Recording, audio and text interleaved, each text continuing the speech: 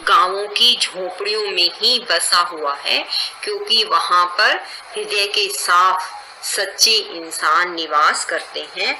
यहाँ के लोग ही हमारी सभ्यता संस्कृति का निर्माण करते हैं। कवि ऐसा क्यों कह रहा है? क्योंकि हम सब जानते हैं कि भारत एक कृषि प्रधान देश है। यहाँ की मुख्य आजीविका भी कृषि है। यहाँ के निवासी गांव में ही निवास करते हैं और सीधे साधे मन वाले लोग साधारण रहन सहन खान पान के साथ अपनी सभ्यता संस्कृति को सहेजे हुए हैं, संभाले हुए हैं। फिर आगे देखिए कवि क्या कहता है कि इन्हीं के ढोल मादल बांसुरी के उमगते सुर में हमारी साधना का रस बरसता है। कवि क्या कहता है कि जो यह आदिवासी लोग हैं, जो ग्रामीण कबीलों में रहने वाले लोग हैं, वो क्या करते हैं? अपने संगीत के लिए ढोल मादल बांसुरी आदि वाद्य यंत्र बजाते हैं। उन्हें किसी से सीखने की आवश्यकता नहीं है, यह गुण उनमें कुदरती होता है। वह संगीत के माध्यम से जो सुर निकालते हैं उसमें ऐसा लगता है जैसे हमारी साधना का रस बरस रहा हो। वे भारतीय सभ्यता और संस्कृति का वास्तविक रस उत्पन्न करते हैं। कवि क्या कहना चाहता है कि उनके संगीत की ओर मन सहसा आकृष्ट हो जाता है, उस तरफ खिंचता चला जाता है। गांव के लोगों के द्वारा अपने मनोरंजन के लिए जो वाद्य यंत्र बजाए जाते हैं, जो संगीत बजाया जाता है, उसकी स्वर माधुरी में हमें असीम आनंद मिलता है, एक अद्भुत आनंद की प्राप्ति होती है। इसीलिए कवि क्या कहता है कि गांव में ही हमारा सच्चा भारत देश बसता है, जहां पर किसी भी तरह की वैर भावना नहीं होती, किसी भी एक दूसरे के प्रति कोई शत्रुता नहीं होती, जहां प्रेम और भाईचारा होता है, मस्ती होती है, खुशी होती है, वहीं पर ही भारतीय सभ्यता संस्कृति दिखाई देती है। और कवि कहता है कि यह हमें भारत के गांव में ही दिखाई देती है। अब देखिए आगे पढ़ेंगे बेटा।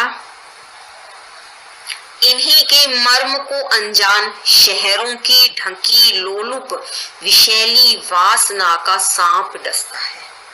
पर अब लेखक क्या चिंता व्यक्त करता है कि धीरे धीरे जो भारत देश की सच्ची सभ्यता संस्कृति है, जो गांव में निवास करती थी, जो ग्रामीण अंचल में बसती थी, अब धीरे धीरे उसके ऊपर शहरी सभ्यता का प्रभाव पड़ता ही जा रहा है। आज नगरीय भौतिकवाद अर्थात शहरों में जो धन कमाने की लालसा है, उसका प्रभाव भारत की ग्रामीण संस्कृति पर पड़ना शुरू हो गया है। गांव की भोली भाली संस्कृति के रहस्य को धीरे धीरे शहर की सभ्यता के रंग में रंगी हुई संस्कृति का प्रभाव विषैली वासना का सांप डसने लगा है। क्या कहते हैं कि अब हमें लालच आ गया है कि शहर में जाकर धन कमाना ही जीवन का एकमात्र मकसद हो गया है, कि ग्रामीण सभ्यता अपनी पावनता को छोड़कर, अपनी पवित्रता को छोड़कर गांव की जो चकाचौंध है, गांव की जो चकाचौंध है, जो नगर की चकाचौंध है, नगर का आकर्षण है, शहर का आकर्षण है, वह उन्हें ज्यादा लगने लगा है। इसका अर्थ क्या है? गांव में जो सच्ची चकाचौंध थी, गांव के अंदर जो सच्चा आकर्षण था, उसका स्थान अब शहर की चकाचौंध लेने लग गई है। कवि कहता है कि कहाँ तो गांव की संस्कृति बड़ी भोली भाली और ना समझ थी, लेकिन अब नगर के दुष्कर्म, नगर का स्वार्थ, निजी स्वार्थ लोलुपता इस संस्कृति पर प्रभाव डालने लगी है। देखिए क्या कहता है कवि कि इन्हीं में लहरती अल्हड़, अल्हड़ का अर्थ भोली भाली, मस्त। मैंने आपको शुरू में भी बताया था कि जहाँ किसी भी तरह की शान पत्र नहीं होती, जहाँ किसी भी तरह का कोई दिखावा नहीं होता, बिल्कुल मासूम भोली भाली लहरती मस्त सभ्यता संस्कृति पर आज जो नगर की सभ्यता संस्कृति का प्रभाव पड़ रहा है। एक तरफ लोग पहले गांव की चकाचौंध से प्रभावित रहते थे, गांव का आकर्षण, शांति, सुख, भाईचारा, उसकी ओर आकर्षित होते थे। आज शहर के भौतिकवाद की ओर बढ़ रहे हैं, अर्थात धन कमाना, अपने सुख के लिए जीना ही लोगों पर हावी होता जा रहा है।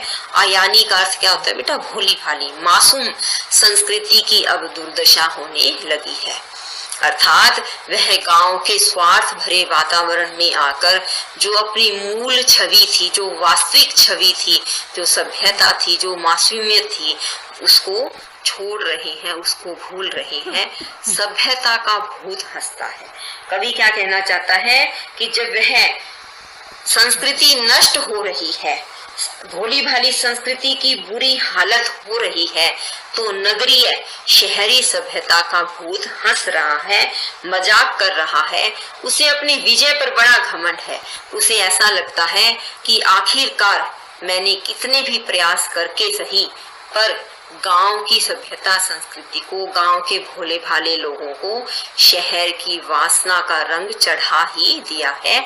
सभी को यह लगने लगा है कि अब जो है इस देश को, इस गांव की सभ्यता संस्कृति को, इस देश की सच्ची पहचान को धीरे धीरे हम लोग खोते जा रहे हैं और शहर की सभ्यता का भूत अपनी विजय के गर्व से, घमंड से हंस रहा है। ठीक है बेटा, अब आपने यह कविता पढ़ी है, इसको आपने, इसकी व्याख्या को समझना है। एक छोटी सी बात और बता दूं, जब आपके एग्जाम होते हैं उसमें सप्रसंग व्याख्या आती है। ठीक है, आपको उसका प्रसंग भी लिखना होता है कि आपकी पाठ्य पुस्तक का नाम समकालीन हिंदी कविता है। आप जैसे पहला अध्याय पढ़ रहे हैं, उसकी पहली कविता का नाम हमारा देश है, इसके लेखक अज्ञेय हैं। इन सभी बातों की चर्चा आपने किसमें करनी होती है? प्रसंग में। और इसके साथ साथ यह कविता किस बारे में लिखी गई है, यह एक पंक्ति में बताना होता है कि जैसे यह हमारे देश की सच्ची और सही पहचान के बारे में बताई गई है, हमारी सभ्यता संस्कृति की पहचान, हमारे गांवों के बारे में बताई गई है।